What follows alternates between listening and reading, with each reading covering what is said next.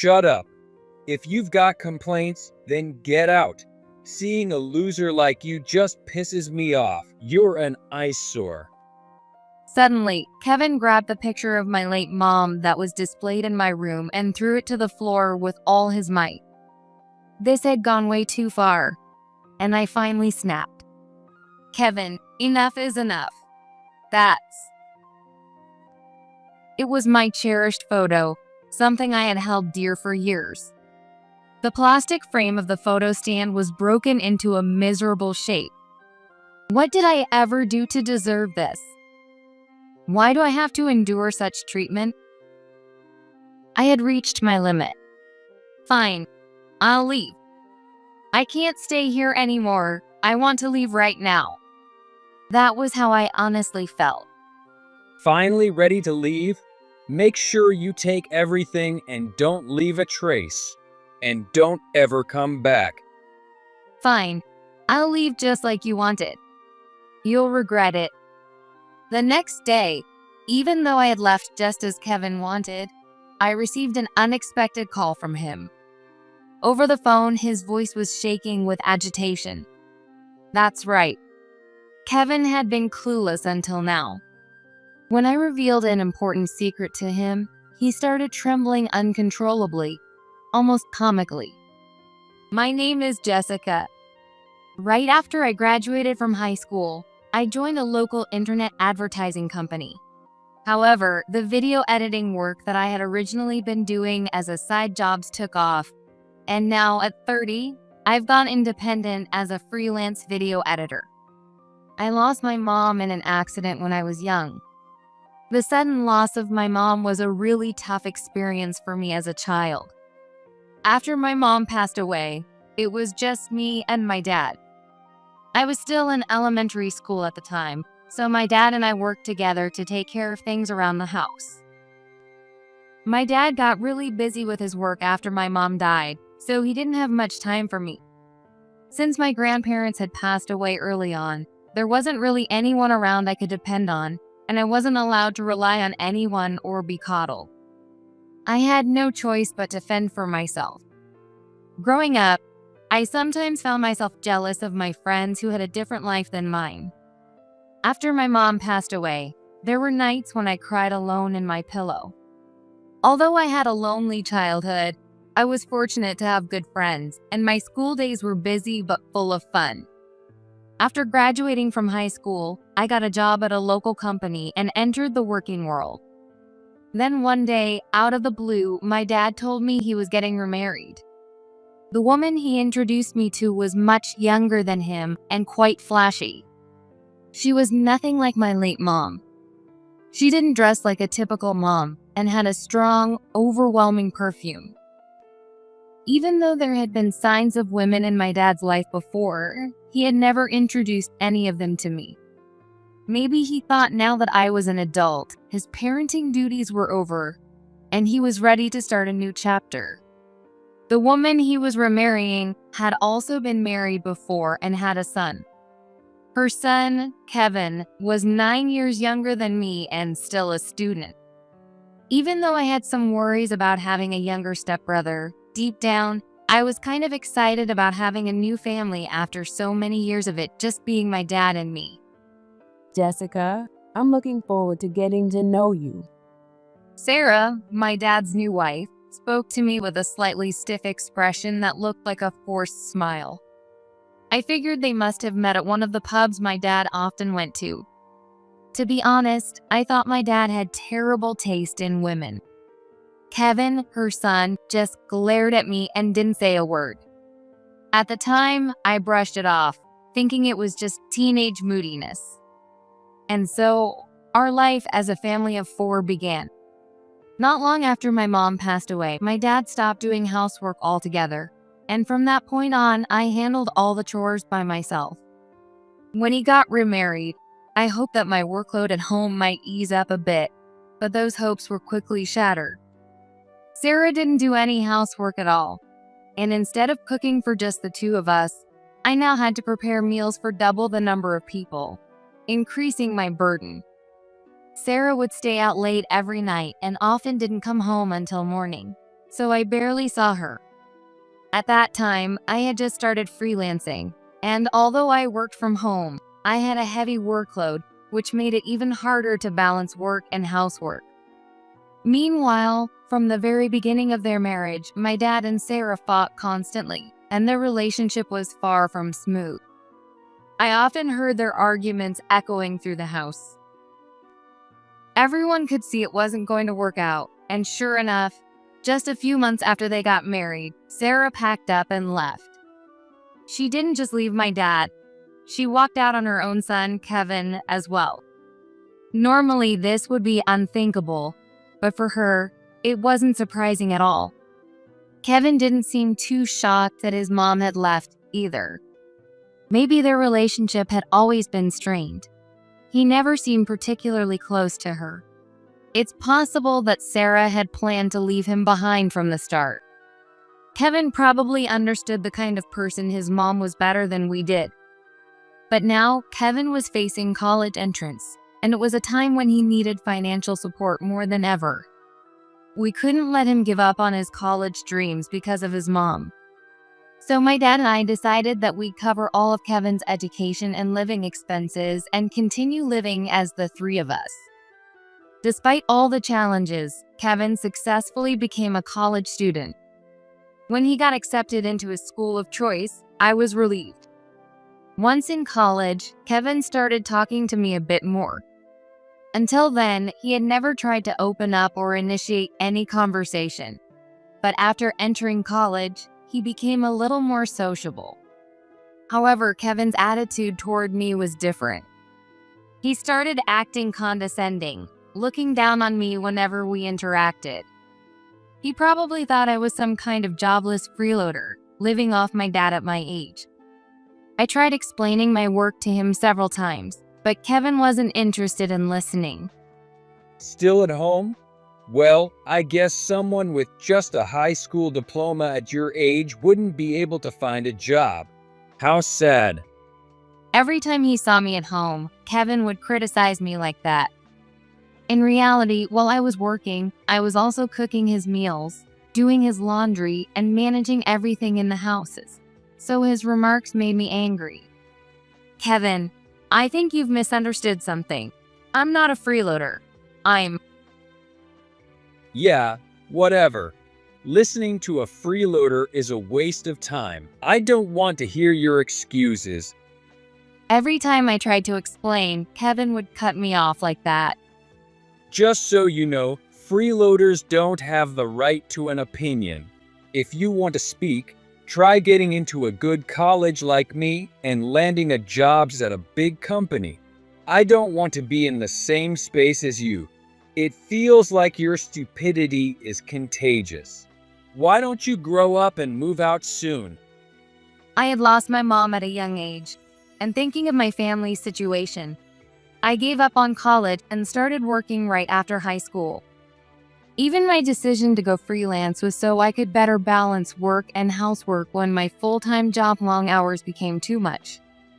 I had made all these decisions on my own, and I had no regrets. But hearing Kevin, who knew nothing about my life, say those things made me furious. Though I wanted to snap back, I kept quiet, continuing to handle all of Kevin's household needs as I always had. I had always been in the habit of holding back my feelings, so it became natural for me to suppress them. Even for someone like me, there was one person I could fully open up to and trust completely. That person was my boyfriend, Mike. Mike is 3 years older than me, and we met a few years ago through work. He has a calm personality and is like a source of peace for me, someone who soothes my soul. I shared everything about my family life with Mike. Even with my closest friends, I felt too embarrassed to talk about my family. But with Mike, I could confide in him without holding anything back. Mike always checked on me, asking if there was anything he could do to help. But honestly, just having him listen was more than enough for me. That day, after Kevin had said so many hurtful things and left me feeling emotionally unstable, I went to Mike's place to talk. We hadn't been on a real date in a while because we were both so busy, and we ended up talking for hours, losing track of time. Mike just listened to me silently. He listened with a serious expression, as if it were his own problem, and sometimes he would get even angrier than I did. I love that about Mike. After seeing him for the first time in a while, I stayed longer than I had planned. When I rushed home, Kevin had already gotten back before me. Hey, where the hell have you been all this time? I'm starving. Those were the first words out of Kevin's mouth as he yelled at me. Sorry, I was just at Mike's place. I'll hurry and get dinner ready now. What? A jobless bum like you going out with a guy? Shouldn't you be looking for a job instead of playing around? As I rushed to start preparing dinner, Kevin, clearly irritated from being hungry, snapped at me more than usual. Can't believe a guy would even be interested in a loser like you. I bet he's just as much of a bum as you are, right? Losers attract losers. You two are perfect for each other. Usually, I would hold back, but hearing him insult my boyfriend Mike hit a nerve. Kevin, you need to stop this right now. For the first time, I raised my voice, something I rarely did. Kevin seemed startled for a moment, but quickly regained his tough guy attitude. Shut up. I told you not to talk back. Just make my dinner. He spat out those words and stormed upstairs. I took a deep breath to calm myself before getting back to preparing dinner. I just felt calm after meeting Mike. After hearing such awful things, the last thing I wanted to do was make dinner for Kevin. But since I was the only one who did the chores in this house, I forced myself to swallow my anger and started cooking with a blank mind. After finishing up the household chores, I headed to my room to get back to work. With a deadline approaching, I had to make good progress tonight. I thought to myself that it was going to be another sleepless night, so I brewed a hot cup of coffee and walked to my workspace, only to find that my work laptop was missing from my desk. I was sure it had been there this morning. What? Why is it gone? I muttered to myself, and from behind me, I heard laughter. About time you noticed. Kevin was watching me, barely holding back his laughter at my reaction. I threw out your laptop. It was just for playing around, right? That's why you can't get out and find a job. I did you a favor by getting rid of it. You should be thanking me. Now you can finally focus on getting a real job. Kevin must have done this out of spite while I was downstairs doing chores. This had gone way too far, and I finally snapped. Kevin, enough is enough. That's... Before I could finish, Kevin suddenly grabbed the framed picture of my late mom from my room and threw it to the floor with all his might. It was my cherished photo, something I had held dear for years. The plastic frame of the photo stand was broken into a miserable shape. Shut up. If you've got complaints, then get out. Seeing a loser like you just pisses me off. You're an eyesore. Kevin shouted angrily. What did I ever do to deserve this? Why do I have to endure such treatment? I had reached my limit. Fine, I'll leave. I can't stay here anymore. I want to leave right now. That was how I honestly felt. Finally ready to leave? Make sure you take everything and don't leave a trace. And don't ever come back. I get it. You'll regret this, though, I answered softly. The next morning, Kevin left for school as if nothing had happened. Once he was gone, I decided to put my plan into action. That evening, I got a call from Kevin. Hello, what's up? I thought you didn't want to hear my voice anymore. Hey, what the hell is going on here? Everything in the house is gone. Kevin was yelling, clearly confused over the phone. You see, when Kevin came home from school, he noticed something strange and called me. When he went into the kitchen to grab a drink, the refrigerator was missing. Looking around, he realized the microwave were gone too. In other rooms, he saw that the TV and washing machine were also missing. You told me to leave, so I left. Do you have a problem with that? You took everything from the house with you? Are you kidding me? Oh, that. Well, fine. I'll come by tonight, and we can talk about it then. I hung up the phone after saying that. That night, I made my way to the house. As soon as I walked into the houses, Kevin was glaring at me. He must really hate me.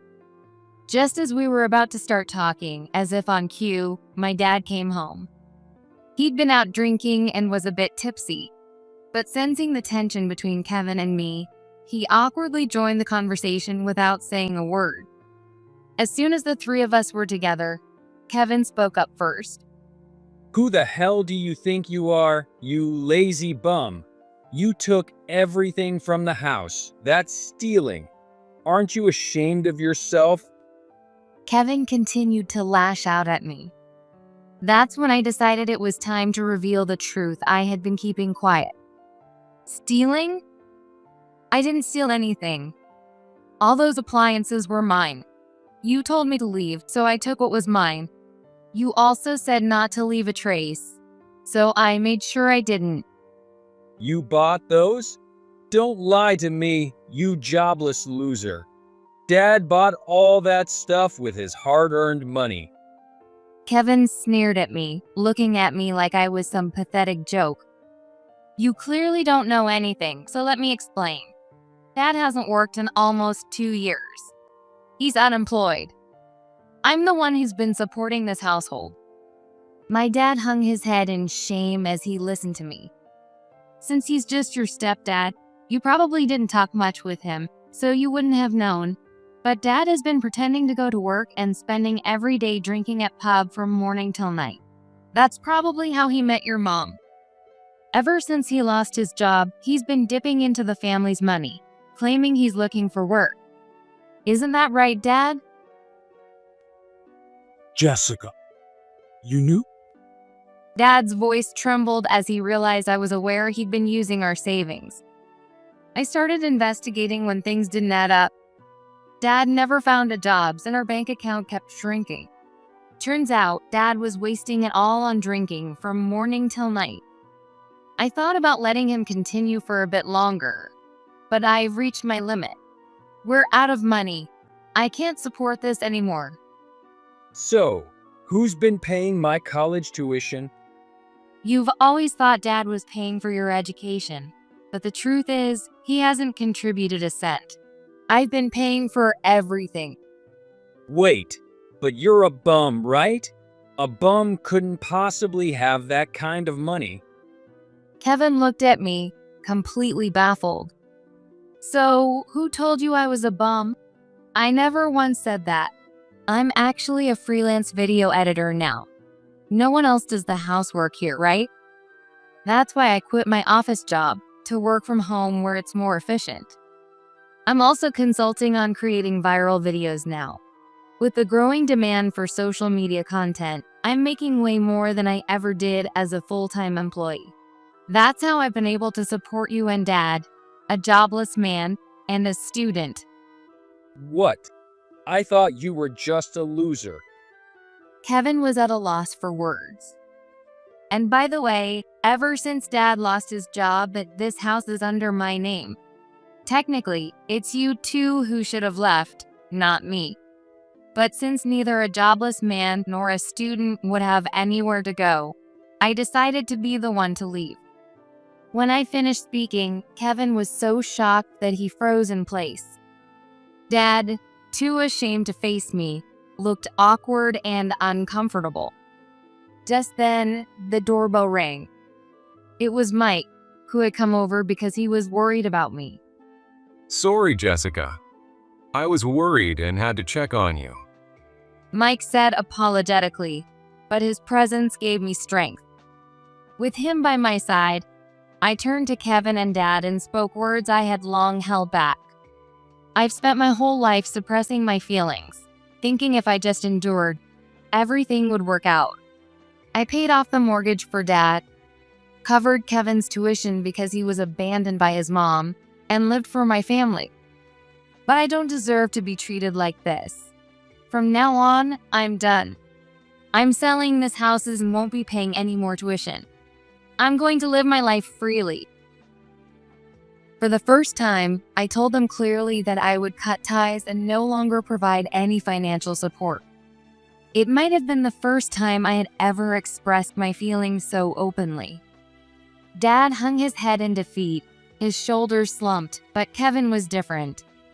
Perhaps his pride was wounded, knowing the person he had looked down on had been supporting him out of pity because he was abandoned by his mom. Thanks for paying my tuition all this time. Not many people would go that far, but you were stupid enough to do it. Actually, I've already got a job offer. It's from a well-known local company with great benefits, so I'm set for life. I'll be just fine once I'm out in the real world. I can handle things on my own. Kevin tried to act tough. This was the first time I'd heard he had his job offer, but I knew the company he was talking about. Hey, could that company you got an offer from be? I mentioned the name of a company I had in mind. Yeah, that's the one. Even someone as clueless as you has probably heard of it. It's a big name company, not something a high school grad like you could ever get into. Kevin responded smugly, but Mike and I exchanged surprised looks. That company? That's Mike's company. He's the CEO. You didn't even know the face of the CEO at the company where you got a job offer?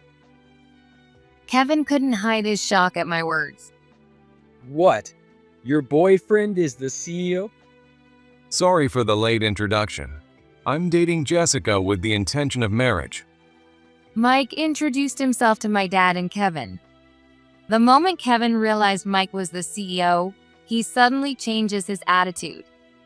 Actually, I was just worried about Jessica. She's getting older and still hadn't settled down, so I thought pushing her out of the house might help.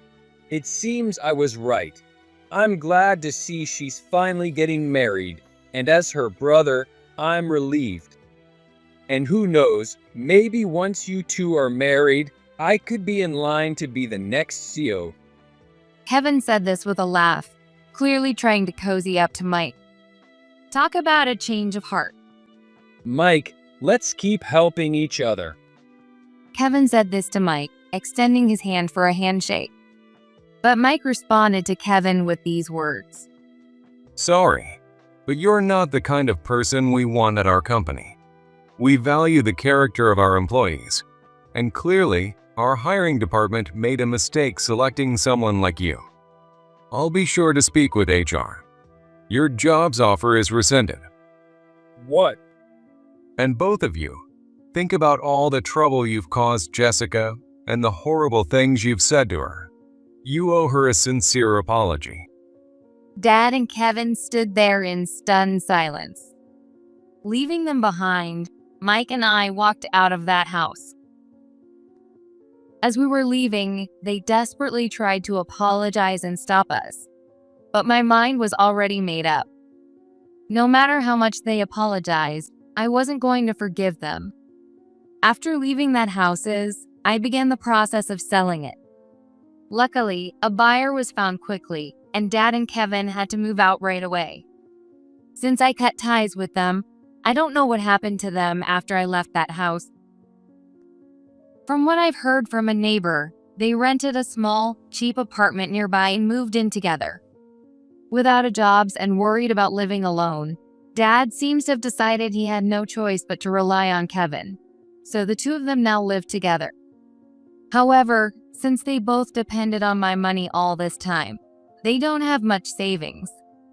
With no steady income, they couldn't afford new furniture or appliances in their new apartment. Apparently, Dad went around the neighborhood asking if anyone had unwanted appliances they could give him. Kevin, needing to pay for his own tuition now, took on multiple jobs, working both day and night. Rumor has it that he's close to failing and might have to repeat a year because he's been working so much that he doesn't have time to sleep. They have been living off my money and enjoying themselves all this time. I'm sure they're finally realizing just how hard it is to earn money. Because of his age, Dad has struggled to find a new job and is getting by on temporary day labor. However, the tabs he ran up at the pubs he used to frequent have piled up, and now he's scrambling to pay them off. I feel for him, but at the same time, it's his own fault. Today, I'm still using the laptop Kevin threw away that day, working hard as always. When I told Mike about what happened, he immediately contacted the junk removal service, and they were able to find it for me. That laptop is an essential tool for my work. I was truly relieved when the laptop was safely returned to me. Now, without Dad or Kevin causing me any more trouble, I can focus on work better than ever, and I finally have time for myself. Mike's company is also doing great, and we're both busy with work. In the midst of our hectic schedules, we've been making time to visit wedding venues together.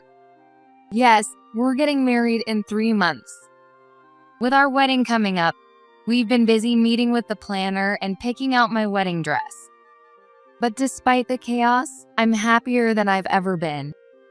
It's the first time I've dedicated this much time to myself. I'm finally living my own life. And now I'm starting a new chapter with the man I love.